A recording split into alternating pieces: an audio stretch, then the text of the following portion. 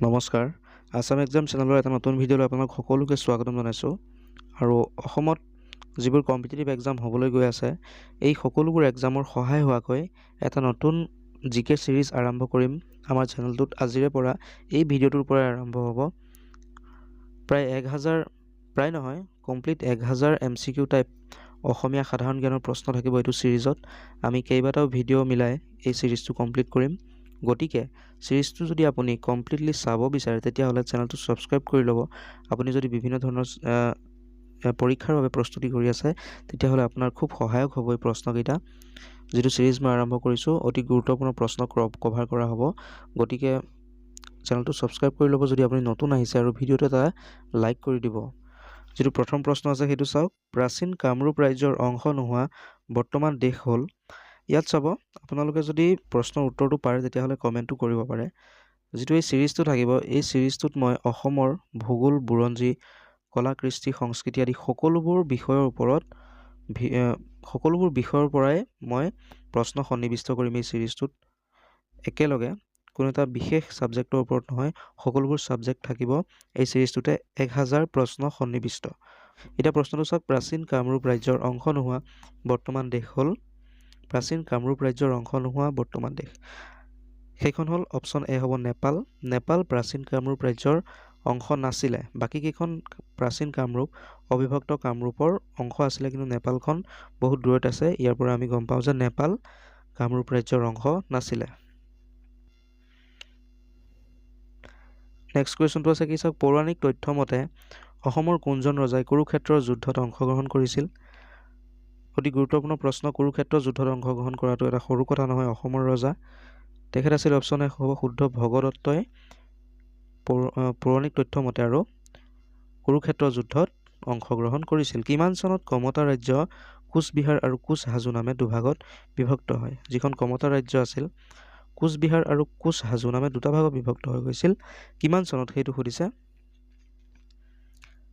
আৰু ইয়াৰ পৰা শুদ্ধ উত্তৰ হ'ব অপচন এ 1581 মানে 1581 চনত কমতা ৰাজ্য দুভাগত বিভক্ত হৈছিল নাম দুটা মনত ৰাখিব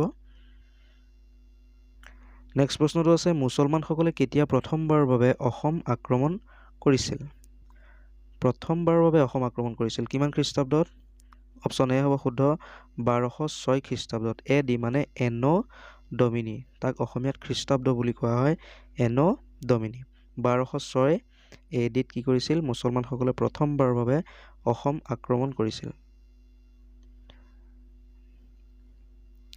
নেক্সট আছে তলৰ কোনখন ৰাজ্যই মহাপুৰুষ শংকৰদেৱক আশ্ৰয় দিছিল সহজ প্ৰশ্ন কমেন্ট কৰক প্ৰশ্নৰ উত্তৰটো উত্তৰ হ'ব অপচন এ কোচ ৰাজ্যই মহাপুৰুষ শংকৰদেৱক আশ্ৰয় প্ৰদান কৰিছিল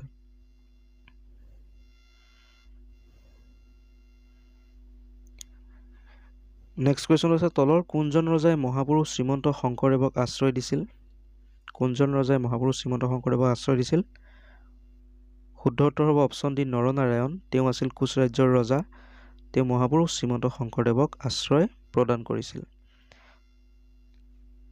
পাছৰ প্ৰশ্নটো আছে চিলাৰায়ৰ আচল নাম কি আছিল চিলাৰায়ৰ আচল নাম আছিল শুক্লধ্বজ অপচন ডি হ'ব শুদ্ধ তাৰ পিছত আছে কোচ বংশৰ প্ৰতিষ্ঠাপক ৰজা কোন আছিল কোচ বংশৰ প্ৰতিষ্ঠাপক ৰজা কোন আছিল অপচন সি হ'ব শুদ্ধ বিশ্বসিংহ আছিল কোচ বংশৰ প্ৰতিষ্ঠাপক ৰজা অতি গুৰুত্বপূৰ্ণ প্ৰশ্ন মনত ৰাখিব তাৰ পিছত আছে কমতাপুৰ ৰাজ্যৰ প্ৰতিষ্ঠাপক আছিল কোন আছিল কমতাপুৰ ৰাজ্যৰ প্ৰতিষ্ঠাপক শুদ্ধ উত্তৰ হ'ব আৰু ইয়াৰ পৰা শুদ্ধ উত্তৰ হ'ব অপচন সি সন্ধ্যা তেওঁ আছিল কমতাপুৰ ৰাজ্যৰ প্ৰতিষ্ঠাপক নেক্সট প্ৰশ্নটো কি আছে কমতা ৰাজ্যৰ কোনজন ৰজা বংগৰ নবাব আলাউদ্দিন হুছেইন শাহৰ হাতত পৰাস্ত হৈছিল আৰু ইয়াৰ পৰা শুদ্ধ উত্তৰটো কি হ'ব অপচন এ হ'ব নীলধ্বজ তেওঁ কমতা ৰাজ্যৰ ৰজা আছিল বংগৰ নবাব আলাউদ্দিন হুছেইন শাহে যেতিয়া আক্ৰমণ কৰিছিল তেওঁলোকৰ হাতত পৰাস্ত হৈছিল অসমত সতী সাধনী দিৱস পালন কৰা হয় কিমান তাৰিখে অপচন এ হ'ব শুদ্ধ 21 এপ্ৰিল তাৰিখে অসমত সতী সাধনী দিৱস পালন কৰা হয় তাৰপিছত আছে চুতীয়া বংশৰ অন্তিম গৰাকী ৰাণী কোন আছিল? চুতীয়া বংশৰ অন্তিম গৰাকী ৰাণী আছিল অপশ্যন ডি হ'ব শুদ্ধ সতী সাধনী। সতী সাধনী আছিল চুতীয়া বংশৰ অন্তিম গৰাকী ৰাণী। তাৰপিছতে আছে চুতীয়াসকলৰ প্ৰতিষ্ঠাপক ৰজা আছিল কোন? অতি গুৰুত্বপূৰ্ণ প্ৰশ্ন, চুতীয়াসকলৰ প্ৰতিষ্ঠাপক ৰজা আছিল অপশ্যন এ বীৰপাল। যদি ভিডিঅ'টো এতিয়ালৈকে চাই আছে ভিডিঅ'টো এটা লাইক কৰিব। নেক্সট কুৱেশ্যন আছে পাল বংশৰ ৰজাসকলে অসমত ৰাজত্ব কৰিছিল কেতিয়াৰ পৰা কেতিয়ালৈ ৰাজত্ব কৰিছিল সেইটো সুধিছে। 4টা অপশ্যন দিয়া আছে, শুদ্ধ উত্তৰটো কমেণ্ট কৰিব। অপশ্যন এ হ'ব 900 খ্ৰীষ্টাব্দৰ পৰা 1100 খ্ৰীষ্টাব্দলৈকে পাল বংশৰ ৰজাসকলে অসমত ৰাজত্ব কৰিছিল। ইয়াৰ পাছৰ প্ৰশ্নটো আছে প্ৰাচীন কামৰূপৰ বৰ্মন বংশৰ ৰজাসকল আছিল। 4টা অপশ্যন দিয়া আছে হিন্দু ধৰ্মী, বৌদ্ধ ধৰ্মী, অহিংসা ধৰ্মী আৰু একেশ্বৰবাদী। ইয়াৰ পৰা শুদ্ধ কোনটো হ'ব? ইয়াৰ পৰা শুদ্ধ হ'ব অপশ্যন এ হিন্দু ধৰ্মী আছিল প্ৰাচীন কামৰূপৰ বৰ্মন বংশৰ ৰজাসকল। নেক্সট কুৱেশ্যনটো কি আছে চাওক।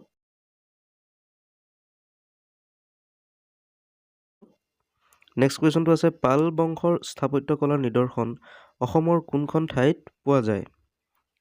যদি জানে তেতিয়াহ'লে ভিডিঅ'টো পজ কৰি কমেণ্ট কৰিব পাৰে। ইয়াৰ পৰা শুদ্ধ উত্তৰটো হ'ব অপশ্যন এ মদন কামদেৱ মন্দিৰ।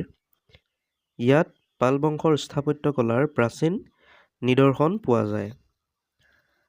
তাৰ পাছৰ প্ৰশ্নটো আছে প্ৰাচীন কামৰূপৰ পাল বংশৰ প্ৰতিষ্ঠাপক ৰজা কোন আছিল? প্ৰাচীন কামৰূপৰ পাল বংশৰ প্ৰতিষ্ঠাপক ৰজা আছিল অপশ্যন চি হ'ব শুদ্ধ ব্ৰহ্মপাল। তেখেত প্ৰাচীন কামৰূপৰ পাল বংশৰ প্ৰতিষ্ঠাপক ৰজা আছিল। নেক্সট আছে ম্লেজ বংশৰ ৰজাসকলৰ ৰাজধানী আছিল বৰ্তমানৰ কোনটো হ'ব শুদ্ধ উত্তৰ? আৰু ইয়াৰ পৰা শুদ্ধ উত্তৰ হ'ব বৰ্তমানৰ তেজপুৰ আছিল ম্লেজ বংশৰ ৰজাসকলৰ ৰাজধানী। তাৰপিছত আছে পুৰণি অসমৰ ম্লেজ বংশৰ প্ৰতিষ্ঠাপক ৰজা হ'ল, পুৰণি অসমত মানে ম্লেজ বংশ কোনে প্ৰতিষ্ঠা কৰিছিল? আৰু ইয়াৰ পৰা শুদ্ধ উত্তৰ হ'ব অপশ্যন বি শালস্তম্ভই পুৰণি অসমত ম্লেজ বংশৰ প্ৰতিষ্ঠা কৰিছিল। তাৰপাছত একেবাৰে শেষৰ প্ৰশ্নটো আছে কুমাৰ ভাস্কৰ বৰ্মনৰ সমসাময়িক ৰজাজন হ'ল option A Chandragupta, option B Harshavardhan, option C শিৱাজী আৰু অপশ্যন ডি কৃষ্ণদেৱ ৰায়। কোনটো শুদ্ধ হয় আপুনি কমেণ্টটো কৰক। আৰু ভিডিঅ'টোৰ প্ৰশ্ন ইমানেই আছিল। আৰু ইয়াৰ পৰা শুদ্ধ উত্তৰ হ'ব অপশ্যন বি হৰ্ষবৰ্ধন আছিল কুমাৰ ভাস্কৰ বৰ্মনৰ সমসাময়িক ৰজা। প্ৰশ্নকেইটা অতি গুৰুত্বপূৰ্ণ। যদি ভিডিঅ'টো এতিয়া শেষলৈকে আপুনি চালে তেতিয়াহ'লে ভিডিঅ'টো এটা লাইক কৰি দিব আৰু এনেধৰণৰ ভিডিঅ'সমূহ পাই থাকিবলৈ চেনেলটো ছাবস্ক্ৰাইব কৰি ল'ব। শেষলৈকে চোৱাৰ বাবে ধন্যবাদ। জয় আই অসম।